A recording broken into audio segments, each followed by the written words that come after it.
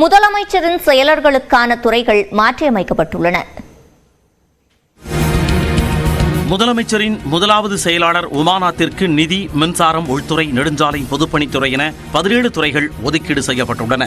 வணிக வரித்துறை, பத்திரப்பதிவு, தொழில்துறை, பொதுத்துறை, பள்ளி கல்வித்துறை, நீர்வளத்துறை, இளைஞர் நலன், விளையாட்டு மேம்பாடு, எரிசக்தி உள்ளிட்ட துறைகளும் அவரது கீழ் மாற்றப்பட்டுள்ளன. சமூக நலன் மற்றும் மகளிர் மேம்பாடு, கண்காணிப்பு ஆணையம், மாற்றுத்திறனாளிகள் நலத்துறை உள்ளிட்டவையும் உமாநாத் வசம் ஒப்படைக்கப்பட்டுள்ளன. முதலமைச்சரின் இரண்டாவது தனிச் செயலாளர் சண்முகத்திற்கு வேளாண்மை, கூட்டுறவு, உயர்கல்வி, மருத்துவம், சட்டம் உள்ளிட்ட 16 துறைகள் ஒதுக்கீடு செய்யப்பட்டுள்ளன.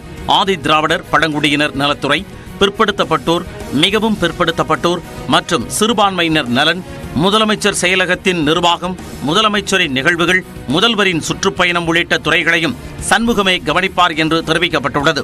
வீட்டு வசதி, நகர்ப்புற வளர்ச்சித்துறை, மனித வளத்துறை, சட்டப்பேரவை செயலகம், வருவாய், பேரிடர் நிர்வாகம், ஊரக வளர்ச்சி மற்றும் உள்ளாட்சித்துறை, தமிழ் வளர்ச்சி மற்றும் செய்தித்துறை, சுற்றுலா, கலாச்சாரம், இந்து அறநிலையத்துறை உள்ளிட்டவை சண்முகம் வசம் ஒப்படைக்கப்பட்டுள்ளன. முதலமைச்சரின் இணை செயலாளர் லட்சுமிபதிக்கு கால்நடை பராமரிப்பு, பால்வளம் மற்றும் மீன்வளம், சுற்றுச்சூழல், தகவல் தொழில்நுட்பம், கைத்தறி, தொழிலாளர் நலன், சிறு குறு மற்றும் நடுத்தர தொழில்கள் துறை, வனத்துறை உள்ளிட்ட 12 துறைகள் ஒதுக்கீடு செய்யப்பட்டுள்ளன.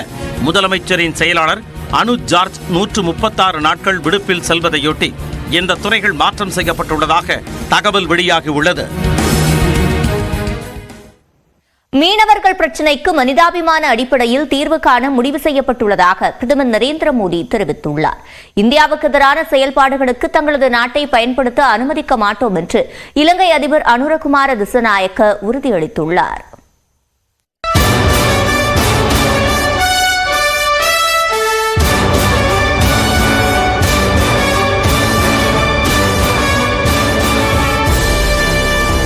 இலங்கை அதிபராக கடந்த செப்டம்பர் 23ஆம் தேதி பதவியேற்ற அனுரகுமார திசநாயக்க தன்னுடைய முதலாவது வெளிநாட்டு பயணமாக இந்தியா வந்துள்ளார். 3 நாள் பயணமாக வந்திருக்கக்கூடிய அவருக்கு குடியரசுத் தலைவர் மாளிகையில் பாரம்பரிய முறைப்படி உற்சாக வரவேற்பு அளிக்கப்பட்டது.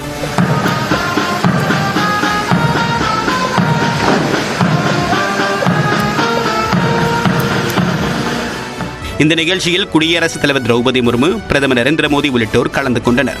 பிறகு பிரதமர் நரேந்திர மோடியை டெல்லியில் உள்ள ஹைதராபாத் இல்லத்தில் அனுரகுமார திசநாயக்க சந்தித்து பேசினார். பல்வேறு விவகாரங்கள் தொடர்பாக இருதரப்பு பேச்சுவார்த்தை நடைபெற்றது. இதையடுத்து இரு நாட்டு தலைவர்கள் முன்னிலையில் இரட்டை வரி விதிப்பை தடுப்பதற்காக புரிந்துணர்வு ஒப்பந்தம் மேற்கொள்ளப்பட்டது. இலங்கையை சேர்ந்த குடியுரிமை சேவை அதிகாரிகளுக்கு திறன் வளர்ச்சி பயிற்சி அளிக்கவும் ஒப்பந்தம் மேற்கொள்ளப்பட்டது.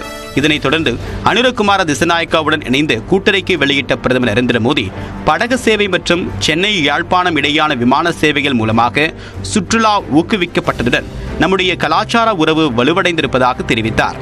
நாகப்பட்டினம் காங்கேசன்துறை இடையேயான படகு போக்குவரத்தை தொடர்ந்து ராமேஸ்வரம் தலைமன்னார் இடையே படகு போக்குவரத்து தொடங்கப்படும் என்றும் அவர் கூறியுள்ளார்.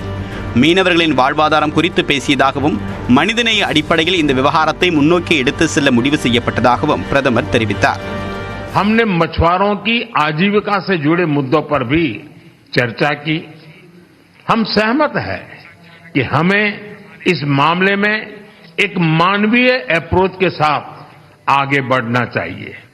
हमने श्रीलंका में रिकंस्ट्रक्शन और रिकंसिलिएशन पर भी बात की.